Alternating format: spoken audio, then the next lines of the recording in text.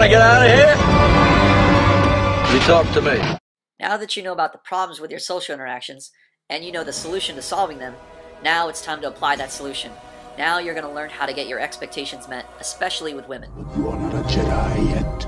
First, you have to learn what types of expectations you should have. There are two types of expectations: dysfunctional expectations and functional expectations. Most of your expectations are dysfunctional in nature.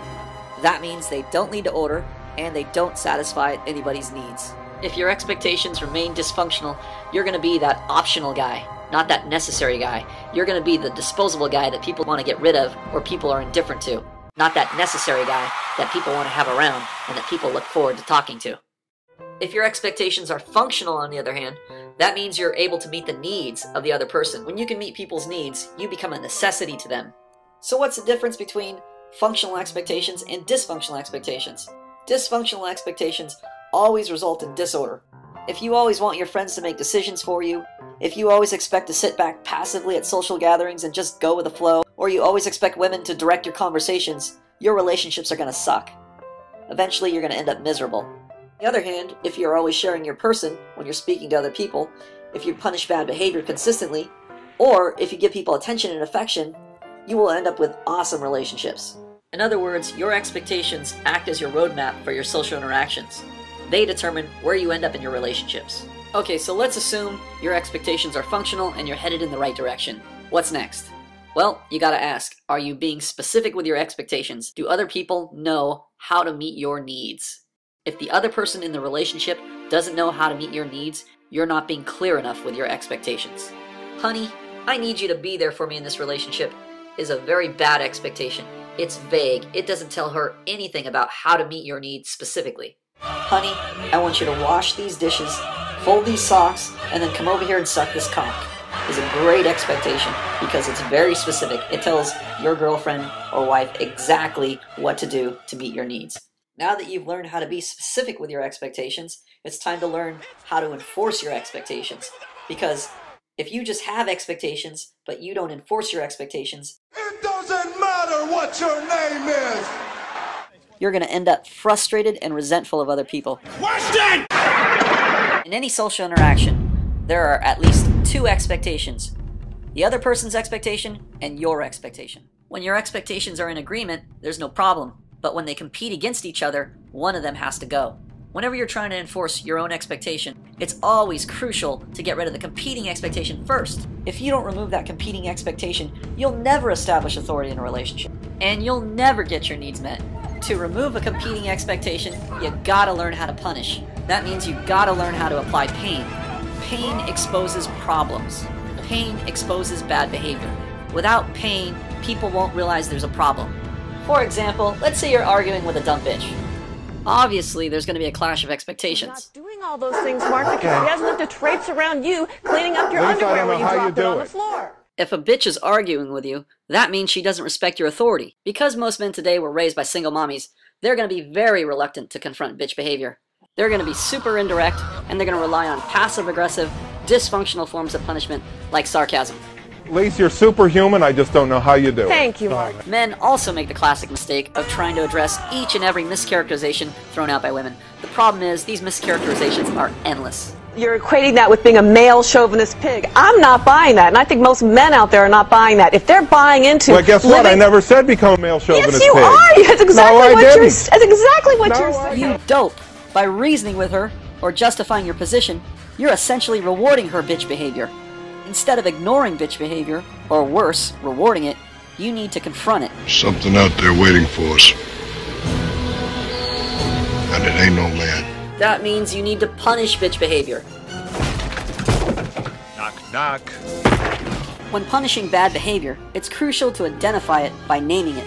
There are various types of punishment, from disagreement, rejection, and ignoring, to using negative associations and enforcing consequences. Wrong, wrong, wrong, wrong. Wrong, wrong, wrong, wrong. Stop it! I don't like your jerk-off face, I don't like your jerk-off behavior, and I don't like you. You're a cunt. Shut up, cunt. Shut that cunt's mouth or I'll come over there and fuck start her head. Shining a light on bad behavior is extremely painful, but necessary to prevent future bad behavior. Also, be very careful about how much pain you use when you punish someone. Only use enough pain to stop the bad behavior. Once the bad behavior stops, so should the pain. Giving out unmerited punishments will change healthy fear into unhealthy terror. Once you have applied an appropriate amount of pain, the bad behavior will stop. The correct punishment will remove the competing expectation. Whenever you establish authority with women, you'll notice that they go through 3 stages. The first stage is the aggressive rebel stage. I'm a strong, independent woman. This is when a bitch aggressively refuses your authority. I'm sure it's all fun to sit around and throw stones from behind a coffee cup. Alright? Stop! What? Wait! That's not a joke. After punishing her appropriately, she'll move on to the next stage, the passive-aggressive victim. Since she knows she can't directly seize your authority, she'll try to take it by guilting you into giving it up. This is when she starts saying things like, "Why are you being so mean to me?" And I put his together, but he said my girlfriend and I... What do you mean you put it together? What does that mean? She will always try to put the focus on you and your behavior. Why are you screaming? But instead, you need to resist this and completely focus on her bad behavior. But don't be fooled, she's not yet in submission to your authority, so punishment is still required. Bad bitch, no. The last stage is submission. This is when a woman finally fears and acknowledges your authority. Submission is always followed by attraction. Once a woman submits to your authority, it's time to reward her. Thanks. Whenever you give a woman a pleasurable reward, she's encouraged to repeat that behavior that earned her that reward. Giving women this pleasurable incentive is necessary to get your expectations met. I know this entire concept is difficult for a lot of you vaginas who are raised to believe that giving a woman everything she wants is the way to make her fall in love with you. But doing things your way will guarantee that you remain an option to women, but never a necessity. If you're always getting dumped in your relationships, or women tell you they're bored, or they just want to be friends with you, you're not exercising your authority over them in the relationship. Remember, people won't want to be governed by your authority if they don't see a benefit to it. The purpose of exercising your authority isn't just to get your way. Your authority is there to meet the needs of those under your care. These are the years when a man changes into the man he's going to become the rest of his life. Remember, with great power comes great responsibility. Okay, we talked a lot about how to curb bitch behavior, but why would a bitch even allow you to be in charge in the first place? Let's talk about positive incentive. And one of the most fundamental ways you can give women positive incentive is with a good expression. A good expression gives people pleasure, and it's necessary to communicate your expectations to people.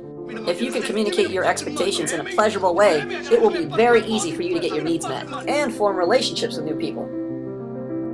The goal of communication is to convey your person to another person. People want to form relationships with those that they can relate to, and the best way to relate to people is by addressing their needs. Lots of times in conversation, people will make the common mistake of trying to think of the coolest thing to say, or they try to think of exciting things they've done in their life, like going on roller coasters or adventuring through the Amazon jungle. Just looking to relate to people through shared interests or common experiences is a poor way to form a relationship. If you've never gone surfing before, you can't relate to surfers. And if you've never gone rock climbing before, you can't relate to rock climbers. The best way to form a relationship with another person is to always aim at their necessities. And what people need most in a social interaction is you. Believe it or not, you are enough. When people can see the world through your eyes, their need for social interaction is met. If you learn to convey your candid thoughts, feelings, and reactions to your experiences, people will definitely want to get into a relationship with you.